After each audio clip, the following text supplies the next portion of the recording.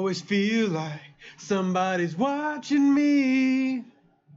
Can't get no privacy.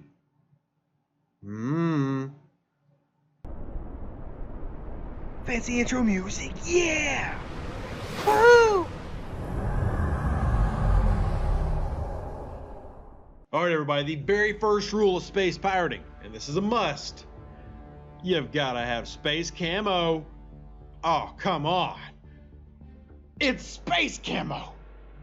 They can't even see you. It's just amazing. This is the ship that I use for PvP right now in Eve Echoes, and there are several different loadouts that you can do. We're going to talk about how to do it, why to do it, and, well, what happens when you do it. The reason I say is shoot first at the end of every video is because we're in a game that, well, unless they're blue, odds are most people are going to target you, and it can be a very profitable way to make some quick ISK, as well as just be really fun to get your friends together and go and do. Now, what you gank is kind of up to you. Some people don't like ganking miners, they only like attacking warships. We will actually take on anything, and we'll use fleet thrashers as part of that. You can also run this with Condor 2s, which is very popular because as a frigate, a properly loaded out Condor 2 for PvP will literally fly circles around a cruiser and the cruiser will never hit it, making it very, very nice. But the Fleet Thrasher, which is a destroyer level PvP ship, makes it to where you have a blend, a little bit of a survivability as well as a little bit of the tackle there that you want, but it depends on how you want to go about it. Let me show you the basics of what I'm running on my fitting. So right here you see the beautiful camo, space camo.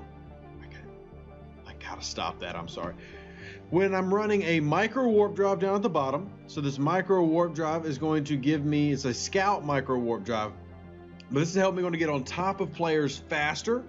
I'm sacrificing, like what a Condor would have an afterburner, I'm sacrificing for a micro to get there as quickly as possible. And I'm jumping through gates right now, so I'm gonna have to keep bouncing through my fitting menu. Now, one thing that you will run into on a lot of these ships is they're underpowered, especially my Minotaur Thrasher Fleet issue. This thing is, you try to put on the long guns to get range and you'll struggle with it because of all the different things that I'm going with. So I've got an invulnerability field down here that you can see, a Mark 5 to, if I do get targeted, this allows me to activate these, survive so that I can warp out. Remember, the goal of a PvP ship is not for sustained fighting, it's for quick strikes. You want to get in there, take control, and be done quickly. Now I get into these prolonged battles with caracals where you're trading blows and using shields to survive. Now those shields are purely for oopsies and uh-ohs and oh crap moments, and that's all that they're there for. Next up on my fitting list as we continue to head towards the station is a Nosferatu. Very important for energy drain, which you will need because this thing lacks power. So when I'm using a webifier, for example, getting close, the benefit of a webifier is it slows down their impulse speed. So that means they're going to be easier to orbit, easier to target, and then the biggest weapon, the most important weapon in your arsenal as a PvP boat, and it is a requirement to being a good PvP boat, is this one right here, the Mark III Disruptor. Now, there are several different versions of the Warp Disruptor out on the market, and what you'll notice is that different ships in the game have different levels of disruption ability. For example, you look at the Ventures that are in the market. Let's go to our market tab, and you'll notice that miners have a bonus naturally to warp stability, which makes those less effective, the Warp Disruptors. I don't know why in CCP and NetEase's beautiful mind that they said miners needed to be protected, but if we go to our industrial ships here and then we click on, not those, let's just click on, I don't want mining barges or transport ships, get out of here, frigates. Let's click on the Venture 2, which a lot of people are running right now, a +2 to warp stability. So what you would need is -3 to then go and prevent this guy from warping out. But if you look on regular ships, so let's just say it's a frigate, and you found you a pretty Kestrel. Well, the Kestrel doesn't have that. Kestrel's just got a normal warp stability. So that normal warp stability is going to result in what happened as I was making the video on screen. This right here, you killing a Kestrel. So not only did I outgun him in terms of being bigger, better, stronger, one, I hate his alliance name, and two, I hate his face. So I killed him. and I took his Gallows small missile and a Mark V web of fire. I do really wish I would manage to get these Mark V medium rapid missile launchers he had, because he had obviously been doing some kiting and doing some anomalies, but sadly that did not happen. One thing I will pass on to NetEase, and I already have, is the loot drops for PvP are way too low. We need to be able to get more of this stuff that's coming from ships that we've managed to pop, because it's a dangerous business. You know, yesterday, because of kid aggro, I lost my stabber and had to replace all of that. Managed to go back and get some of it, but still lost a lot of stuff on my stabber, and that sucks. But then also sometimes, you know, you come down here and you lose your ship. This got PvP to death. Actually, this one got PvE to death. It was a piece of crap. Thrasher 2 also got PvE. I don't think a player's killed me yet, to be honest with you. I don't know if a player has killed me. So, challenged out there, kill me. But several different kills that I've run with different things. So I think the stabber, well, this is my stabber trainer, doing a lot of the damage here on this Algos. And once again, you see barely anything dropping. Like those Mark III drones would have been nice, or the Hobgoblin, or any of these rail guns, which, why was that? Anyway, next up, you see yesterday we did a few of these, running through and killing ventures and getting some nice resources. What did we get? Well, Mark III miner, Mark V shield booster, an afterburner. Okay, weird little setup. How about this one?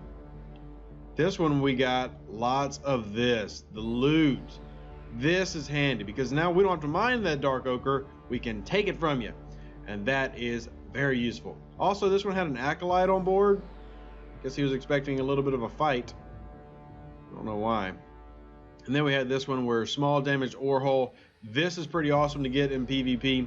And then you've got this right here. Now, I was doing it with my buddy Kogan. We were both running fleet issue Thrashers, running duo PvP, and that's how we were able to go through and blow stuff up. Now, back to the fittings menu. Like I said, I'm running these short range small auto cannons, which kind of helps combine with the afterburner, the micro warp drive. But if we put on a regular afterburner, take off this, because you see the power grid requirement is really high. Let's see, we click on our fitting menu, and then let's go to just a regular afterburner. The power grid is 11 on that 7. What's the power grid on a 5? Power grid's 11 on a 5 compared to our 16 here. So a micro warp drive definitely requires a lot more power, and that can cause you to have struggles when you want to come in here and say run these jolt cannons, the small strike cannons, which are going to give you a lot more range, but then also 10 megawatts per, versus these that are only going to do 3 megawatts per. So that power grid here is a definite bottleneck. You have to be very particular how you load out your PvP ships. But the key for all PvP ships is speed and warp nullification. And you let everybody else in your group go for the DPS. Now, because I do a lot of solo PvP, I'm going with a mix. I've got a little bit of survivability, a little bit of damage, and then my warp nullification and my energy draining. But that's the basics of PvP in this game. You can do it in a lot of different ways. You can do it with bigger ships, but if you are coming in with 2 or 3 of these fleet Thrashers, you can start taking down Caracals. I mean, you know, missiles they hurt, but they can't hit you if you're running afterburners and you're flying and orbiting circles around ships. So there's a lot of different cool ways that you can manage to survive in this game and have fun in this game. And me stealing blueprints and everything else from players is one of those ways. Yeah, it's a lot of fun. And obviously not everybody likes pirating, but you know what? Those of us that do, we're not going to stop for you. And if you're curious about how any of this works, well, as always, all you can do is drop it down in the comment section below. Like the video, hit the thumbs up button, and then subscribe to the channel for more information. I'll be having videos like this coming out every week, multiple times a week actually, as well as the Twitch stream, which is basically every day now. So yeah, just come over to Twitch and hang out with us. We gladly talk about the game, and then Star Trek Fleet Command. So guys, PvP, one last thing I gotta say. Live long and prosper. Stay safe out there, Space Cowboys, but please, please, please, shoot first. Do it. I'm telling you, it'll help. Stamparipto malaiko Rika Rika Rika